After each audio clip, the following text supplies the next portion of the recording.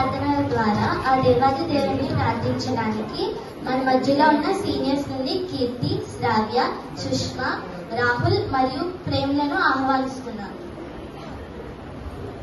చివరిగా సిఆర్ గారు ప్రార్థన చేసి దీవెన ఇవ్వాల్సిందిగా కోరుచున్నాను.